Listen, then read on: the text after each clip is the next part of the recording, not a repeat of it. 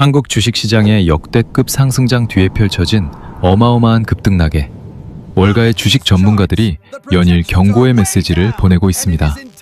오늘은 그러한 경고 메시지가 어떤 의미를 가지고 있는지 분석해보는 시간을 가지려고 합니다. 정말 지금 주식시장을 떠나는 것이 맞을까요? 아니면 투자의 새로운 기회가 될 순간일까요? 오늘 영상을 끝까지 보시면 그 해답을 얻어가실 수 있습니다. 연일 최고치를 경신하던 코스피가 이란 미국 전쟁이 발생하자 하루 만에 12% 폭락, 다음날 10% 폭등하는 역대급 변동성을 보여주고 있습니다. 이 숫자를 처음 들으셨을 때 어떤 느낌이 드셨습니까? 짜릿하셨습니까? 아니면 뭔가 이상하다 싶으셨습니까? 시장이 이런 움직임을 보이고 있다는 건 딱 두 가지 상태 중 하나라는 이야기입니다. 완전히 살아있거나 아니면 죽기 직전이거나. 전 세계에 있는 선진국들의 주식시장에서 이런 움직임을 보이는 경우는 거의 없습니다. 한번 생각해 보십시오. 내가 사놓은 주식이 하루 만에 12% 사라졌다가 다음날 언제 그랬냐는 듯이 10% 올라온다면 그게 건강한 시장입니까? 고속도로를 달리는 차를 떠올려 보십시오. 정상적인 차는 속도를 조금씩 높이고 조금씩 줄입니다. 그런데 지금 코스피는 다릅니다. 시속 100km로 달리다가 갑자기 역주행하고 그 다음날 아무 일 없었다는 듯이 다시 앞으로 달립니다. 여러분이라면 그 차에 계속 타고 계시겠습니까? 월가는 이 움직임을 보고 조용히 데이터를 꺼내 들었습니다. 그리고 냉정하게 분석했습니다. 오늘 그 분석 결과를 여러분께 그대로 전달해 드리려 합니다. 불편하실 수 있습니다. 듣기 싫으실 수도 있습니다. 하지만 여러분의 소중한 자산이 걸려있는 문제이기에 저는 오늘 아무것도 숨기지 않겠습니다. 그런데 이 숫자들 사실 서론에 불과합니다. 진짜 이야기는 지금부터 시작됩니다. 2026년 3월 3일 여러분 이 날짜를 기억해 두십시오. 이날 코스피는 7.24% 급락했습니다. 하루 만에 내 자산의 7%가 사라진 겁니다. 100만 원을 가진 분은 7만 원이, 1000만 원을 가진 분은 70만 원이, 1억을 가진 분은 무려 700만 원이 하루 만에 증발했다는 얘기입니다. 그런데 다음 날이 더 문제였습니다. 3월 4일 코스피 역대 최대 낙폭 12.06%. 대한민국 증시 역사상 하루 만에 이만큼 빠진 적이 없었습니다. 잠깐 멈춰서 생각해 보십시오. 1억을 투자하신 분이라면 이틀 만에 약 1,900만 원이 사라진 겁니다. 여러분이 몇 년을 모은 돈이 48시간 안에 그냥 없어진 겁니다. 그리고 바로 다음 날인 3월 5일 코스피는 9.63% 급반등했습니다. 폭락했던 시장이 하루 만에 다시 살아났습니다. 많은 분들이 안도하셨을 겁니다. 다행이다. 회복됐다. 역시 한국 증시는 강하다고 생각하셨을 수도 있습니다. 그런데 바로 이 지점이 핵심입니다. 롤러코스터를 타보신 적 있으십니까? 가장 무서운 순간이 언제인지 아십니까? 꼭대기에서 떨어질 때가 아닙니다. 바닥에서 다시 올라갈 때입니다. 살았다는 안도감이 밀려오는 그 순간 사람들은 방심합니다. 그리고 그 방심이 가장 위험합니다. 월가의 전문가들이 주목한 것도 바로 이 반등이었습니다. 폭락이 아니라 반등. 급락 다음 날의 급등. 이 패턴이야말로 그들에게는 결정적인 신호였습니다. 아시아 외환위기 때도, 닷컴 버블 때도, 2008년 금융위기 직전에도 이 패턴은 어김없이 등장했습니다. 그렇다면 월가는 이 패턴을 보고 정확히 무엇을 감지한 걸까요? 미국 최대은행 뱅크 오브 아메리카가 꺼내든 숫자가 있습니다. 이 숫자 하나가 지금 한국 증시의 모든 것을 설명해 줍니다. 버블 리스크 지표. 생소한 단어이지만 오늘 이 개념 하나만 제대로 이해하셔도 여러분의 투자 인생이 달라질 수 있습니다. 뱅크 오브 아메리카는 금융시장의 과열을 측정하기 위해 자체 지표를 만들었습니다. 자산 수익률, 변동성, 모멘텀, 시장 취약성. 이 네 가지를 종합해서 0부터 1 사이의 숫자로 나타냅니다. 개념은 단순합니다. 0에 가까울수록 시장이 건강하다는 뜻이고 1에 가까울수록 시장이 유용하다는 신호입니다. 체온계를 떠올려 보십시오. 36.5도가 정상입니다. 38도면 미열이고 40도면 응급실에 가야 합니다. 42도라면 생명이 위험한 겁니다. 뱅크 오브 아메리카가 코스피를 분석한 결과 버블 리스크 지표가 극단적인 수준인 1에 근접했습니다. 체온계가 42도를 가리키고 있는 겁니다. 지금 코스피는 고열 환자입니다. 그런데 여기서 끝이 아닙니다. 더 섬뜩한 사실이 있습니다. 이 수치가 금보다 높습니다. 은보다 녹습니다. 원유보다도 녹습니다. 지금 코스피의 과열 수준이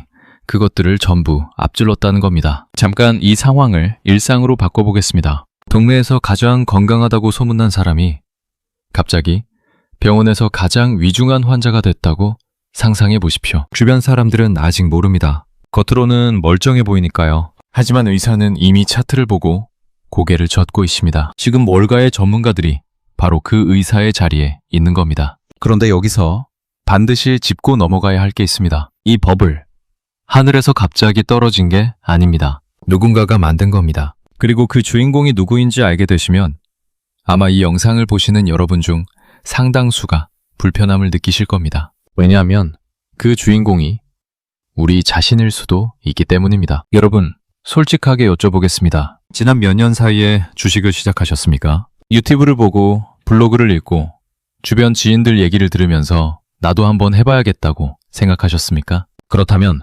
오늘 이 이야기가 특히 중요합니다. 뱅크 오브 아메리카의 전략가들은 보고서에서 한국 개인 투자자들을 직접 언급했습니다. 그들의 표현을 그대로 옮기면 이렇습니다. 최근 역사적 상승을 이끈 한국 개인 투자자들이 전형적인 버블 환경을 더욱 뒷받침하고 있다고. 쉽게 말해서 우리 개미들이 버블을 키우는데 결정적인 역할을 했다는 겁니다. 억울하게 들리실 수 있습니다. 나는 열심히 공부했고 신중하게 골랐고 분산 투자도 했는데 왜 내가 버블의 원인이냐고요? 그런데 이건 개인의 잘못이 아닙니다. 구조의 문제입니다. 산불을 떠올려 보십시오. 처음 불씨를 놓은 사람은 따로 있습니다. 그런데 주변에 마른 나뭇잎이 쌓여 있으면 불은 걷잡을 수 없이 번집니다. 월가의 전문가들이 보기에 지금 한국 개인 투자자들은 그 마른 나뭇잎입니다. 나쁜 의도가 없어도 선의로 모은 돈이라도 한꺼번에 같은 방향으로 몰리면 시장은 과열됩니다. 실제로 한국 개인 투자자들의 순매수 규모는 이 기간 동안 역대급 수준을 기록했습니다. 너도 나도 같은 종목을 담았습니다. 같은 타이밍에 들어갔습니다. 그리고 시장은 그 열기를 먹고 하늘 높이 올라갔습니다. 문제는 그 다음입니다. 다 같이 올라간 시장은 다 같이 내려옵니다. 아니, 더 정확하게 말하면 올라갈 때는 계단으로 오르고 내려올 때는 엘리베이터로 내려옵니다. 그것도 비상 브레이크가 고장난 엘리베이터로. 여러분, 지금 이 이야기를 들으시면서 어떤 생각이 드십니까? 혹시 내가 그 열기 속에 있었던 건 아닐까 하는 생각이 스치지 않으십니까? 그런데 여기서 멈추면 안 됩니다. 왜냐하면 이 버블의 구조를 일찌감치 꿰뚫어 본 사람이 있기 때문입니다. 그것도 한 번도 아니고 두 번씩이나 대폭락을 정확히 예측한 그 남자가 이번에도 한국 증시를 정조준했습니다. 2008년 전 세계 금융 시스템이 무너지던 그 해, 월가의 모든 전문가들이 괜찮다고 했을 때 단 한 명이 반대 방향으로 베팅했습니다. 마이클 버리, 영화 빅쇼트의 실제 주인공입니다. 그는 모두가 안전하다고 믿었던 미국 부동산 시장이 붕괴할 것이라고 예측했고 혼자 공매도를 걸었습니다. 주변의 비웃음을 받으면서도 끝까지 자신의 분석을 믿었습니다. 그리고 결국 그가 옳았습니다. 그 남자가 이번에는 한국 증시를 지목했습니다. 버리가 주목한 건 변동성 그 자체였습니다. 그는 이렇게 경고했습니다. 지난달 코스피를 움직인 건 기관 투자자들이었는데 그 변동성이야말로 모멘텀 트레이더가 진입했다는 결정적인 신호라고. 모멘텀 트레이더, 생소하게 들리실 수 있습니다. 쉽게 설명해 드리겠습니다. 이들은 오르는 것만 보고 삽니다. 왜 오르는지는 따지지 않습니다. 오르고 있으니까 삽니다. 그리고 더 오르면 더 삽니다. 불꽃이 타오르는 걸 보고 뛰어드는 불나방과 같습니다. 문제는 이들이 대거 진입하는 순간 시장은 이미 꼭대기에 가까워져 있다는 겁니다. 버리가 경고한 패턴은 이렇습니다. 기관이 먼저 흔들고 변동성이 커지고 그 변동성을 보고 단기 투기 세력이 몰려듭니다. 그리고 개인 투자자들이 마지막으로 올라탑니다. 역사는 이 순서를 반복해왔습니다. 1990년대 닷컴 버블도 2008년 금융위기도 마지막에 올라탄 사람들이 가장 크게 다쳤습니다. 버리는 이미 이 신호를 읽었습니다. 그리고 조용히 경고를 남겼습니다. 마이클 버리의 경고도 충격적이지만 그 다음에 등장한 인물의 분석은 차원이 다릅니다.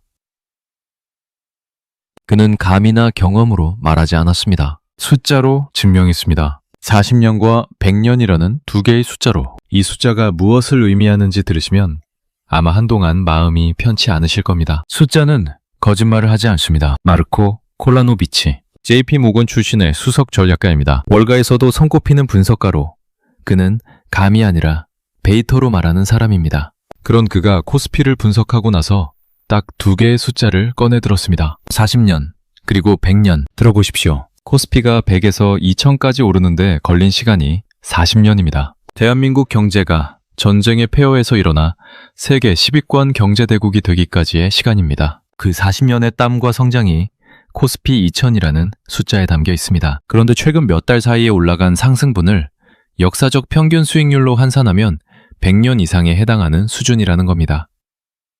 잠깐 멈춰서 생각해 보십시오. 40년 걸린 길을 몇 달 만에 달려온 것도 놀라운데 그 몇 달이 사실은 100년치 수익을 한꺼번에 당겨 쓴 것과 같다는 겁니다. 이걸 일상으로 바꿔보겠습니다. 여러분이 30년 만기 적금을 들었다고 상상해 보십시오. 그런데 누군가 와서 말합니다. 지금 당장 100년치 이자를 먼저 드리겠다고. 쫄깃하지 않으십니까? 그런데 생각해 보십시오. 그 100년치 이자는 어디서 오는 겁니까? 결국 미래에서 끌어온 겁니다. 미래에 내가 갚아야 할 빚입니다. 시장도 마찬가지입니다. 100년치 수익을 몇 달 만에 당겨 쓴 시장은 언젠가 반드시 그 빚을 갚아야 합니다. 시장은 절대로 공짜 점심을 주지 않습니다. 콜라노비치는 여기서 멈추지 않았습니다. 그는 코스피를 두고 새로운 은이라는 표현을 썼습니다. 한때 은 시장이 극단적으로 과열됐다가 순식간에 붕괴했던 역사를 빗댄 겁니다. 그리고 마지막으로 이렇게 말했습니다. 지금 이 시장에 진입하는 투자자는